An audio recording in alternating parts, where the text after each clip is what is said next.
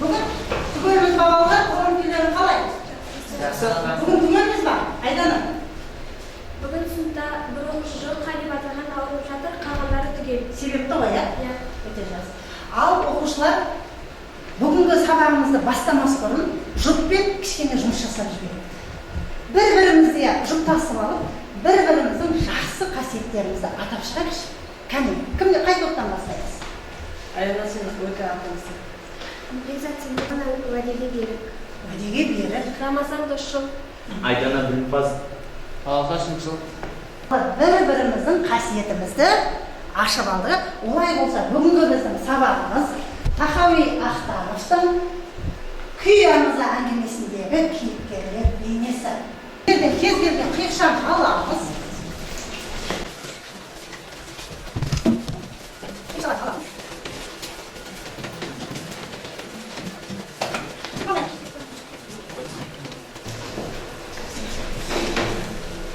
Келмеген оқушынікі, иә?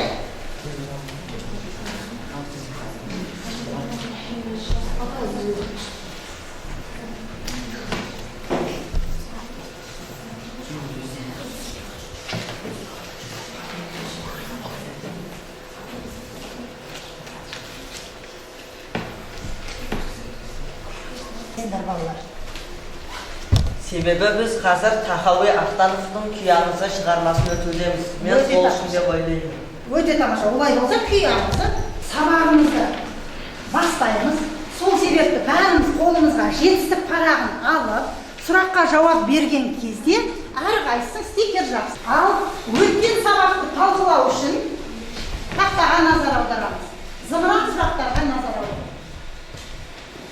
Тахауи Ахтанов қай жерде дүниеге келді? 1920 жылы Ақтөбе облысы. Өте тамаша. Мына жерден алда тақтаға жапсыра қой. Екі күйшінің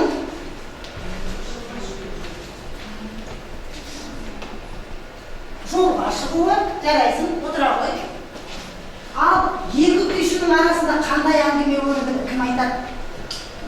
Ерасыл, шыға қойшы тақтаға.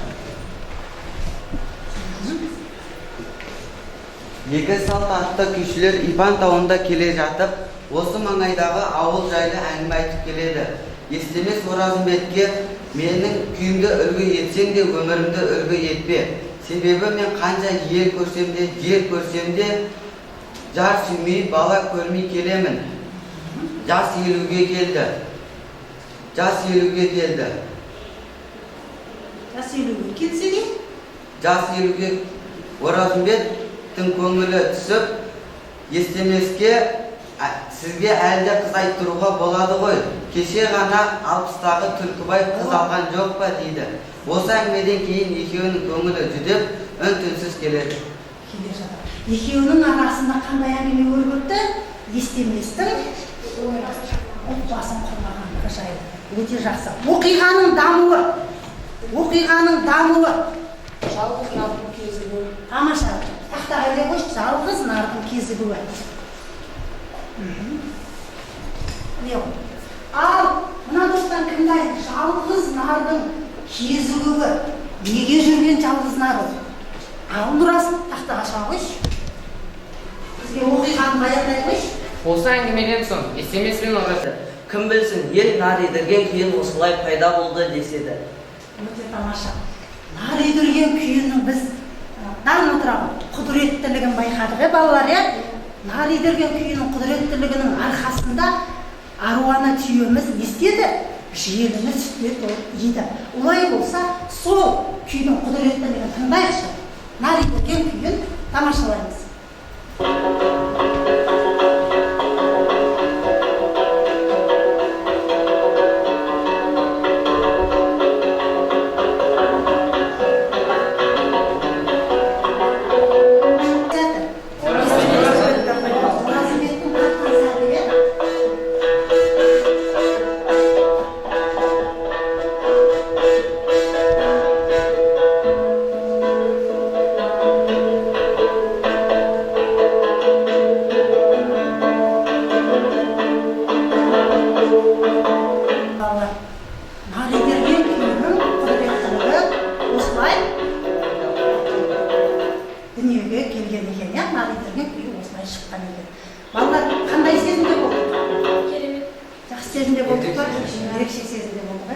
олай болса балалар, әңгіменің тақырыбы не туралы?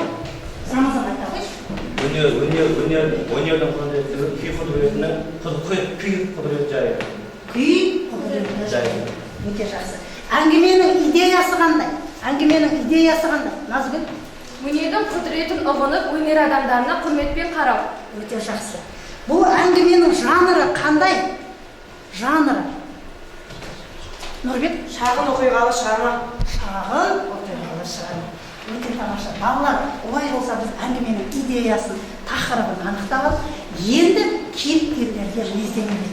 Олай болса, күй құдіреті тобы сендер кейіпкерлердің адамгершілік қасиеті, өмірге қызығушылығын жазамыз шығармадағы. Күй аңызы тобы сендер кейіпкерлердің портретін жазасыңдар. Ал аридірген тобы кейіпкерлерге тура және жаңаған естуді береміз. Топпен жұмыс жасаймыз. Топпен жұмыс жасағанда бәріміз бағаланамыз. Сондықтан бәріміз ойымызды айтып, нақты кейіпкерлерге мінездеме береміз. Неге келді? Жазса берді. Каутар неге жаза берді? Там жұмыс жасай берді. Орнымыздан тұрып жұмыс жасауымызға болады.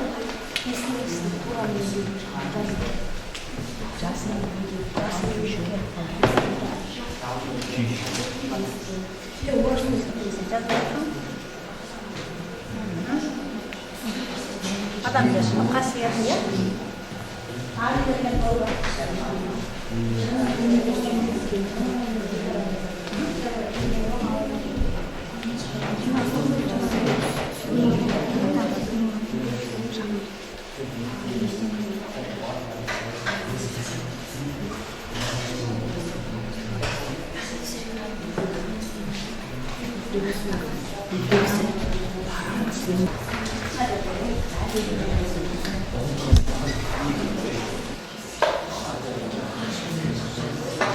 Ал тыңдаймыз. Естемес, адамгершілігі түсінісі мол, есті, Оразымбетке жолын берді. Түсінісі мол деген сөзіне дәлелім, ол жаңылдың Оразымбетті қалап тұрғанын біліп, жолын өзі Оразымбетке берді. Өмірге қызығушылығы жоғары, жасы егер тапса да отбасын құруды ойлайды. Келесі тапсырмаға назар аударайық.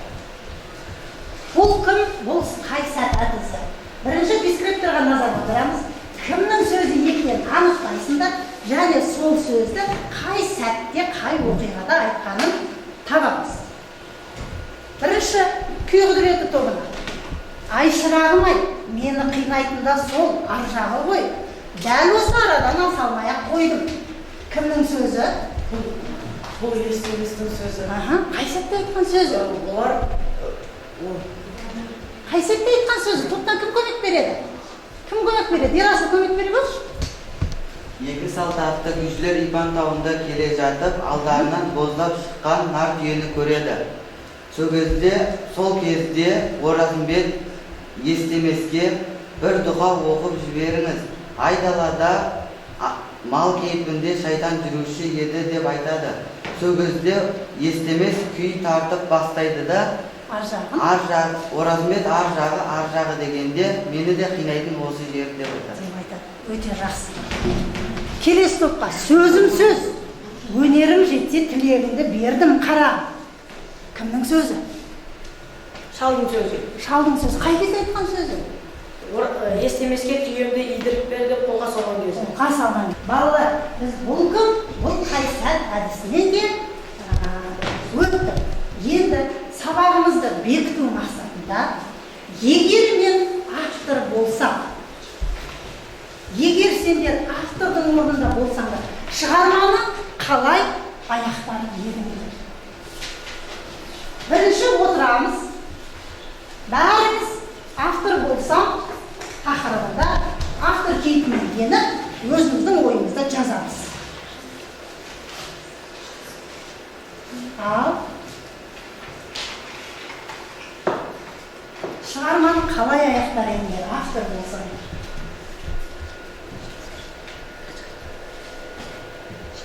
Егер мен автор болсам, естеміздің әлеуметтік жағдайын түзетер едім. Естемізді өзіне сай жанмен қосар едім, және нарезерген күйінде шығарар едім. Менің ойымша естемізде бақытты болуға лайық жан, Жаңылды Оразымбетке қосар едім. Себебі тең-теңімен тезек қабымен деген. Тең-теңімен тезек қабымен, е? Жас Оразымбетке жас қызды қосатын едім дейсің. Жақсы тұра ғой. Мына топтан Мұқағали шыға қойсын. Ескілектің бойынша өз ойымызды жеткізді. Ал енді бүгінгі сабақ сендерге түсінікті болды ма балалар? Сабақ несімен құнды болды? Несімен қызықты болды? Несімен қиын болды? Яғни кері байланыс әдісі арқылы қызық, қиын, құнды әдісі бойынша кері байланыс жазамыз. Қарыңыз, міне, сендерді берейін, мынаған жазайық. Сендер мынаған жазайық. Сендер насip.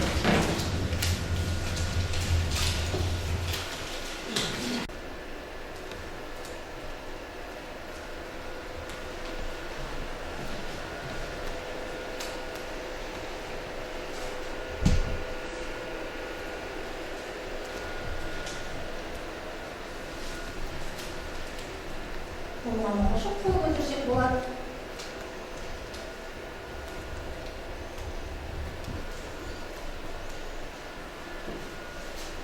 Nasıl oldu? Nasıl baydamış? Маған күйдің өмірге келген сәті құнды болды. Күй құдіретінің құндылығын жеткілікті түрде түсіндім. Өте тамаша. Тақтаға шығып, білім ағашынан іле қойды.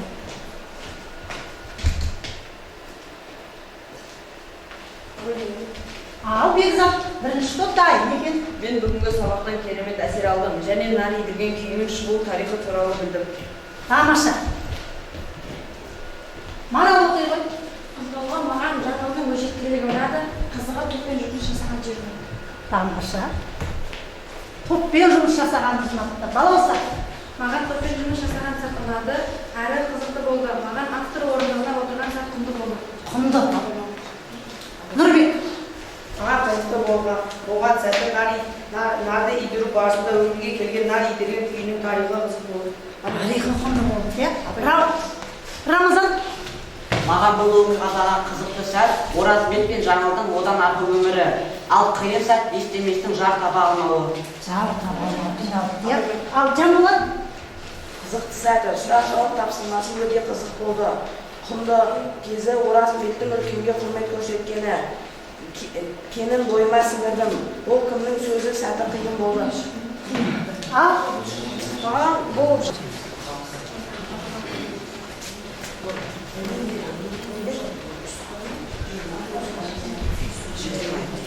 Өте тамаша. Балалар, бүгінгі сабағымыз осымен аяқталды. Үйге тапсырма алып алайық. Бірінші, күйдің құдіреті тақырыбында эссе жазып келеміз. Күйдің құдіреті туралы ойларыңды нақтылап жазып келесің.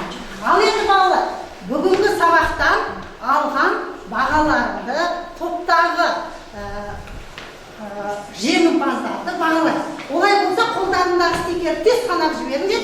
Бірінші топ жеңімпаздарын анықтап алайық.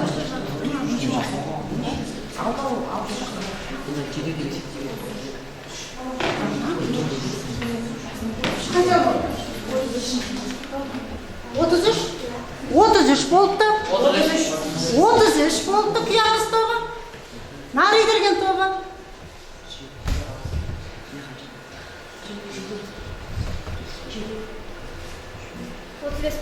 35. Демек бүгінгі топта жеңімпаз топ қайда екен балалар? Наридірген тобы. Наридірген тобына керемет. Ал біздің күйеміз тобы мен күй құдіреті тобы да сабаққа керемет қатысты. Бұл екі топта жеңімпаз. Олай болса балалар, бүгінгі сабаққа жақсы қатынасқан Аружан керемет. Кәне Аружан стикерін көрсете қойшы. Міне 7 балл жинапты. Аружан өте жақсы. Бекасыл. Кәне көрсете қойшы. Жақсы. Назгүл өте жақсы. Бекзат жақсы. Ерасыл жақсы. Марал өте жақсы. Ал мына топтан. Қане көрсете қойыңдаршы. Дарын нақты жауап берді, өте жақсы. Нұрбекке өте жақсы. Балауса өте жақсы. Шыңғыс жақсы. Аяна жақсы. Нұрасыл жақсы. Ал мына топ. Айдана. Яғни Айдана өте жақсы сұрақтарға нақты жауап беріп отырды. Рамазан жақсы. Мұқағали өте жақсы. Жанболат өте жақсы. Кәусар жақсы. Рамазан өте жақсы. Демек балалар, бүгінгі сабағымыз осымен аяқталды. Сау болыңдар.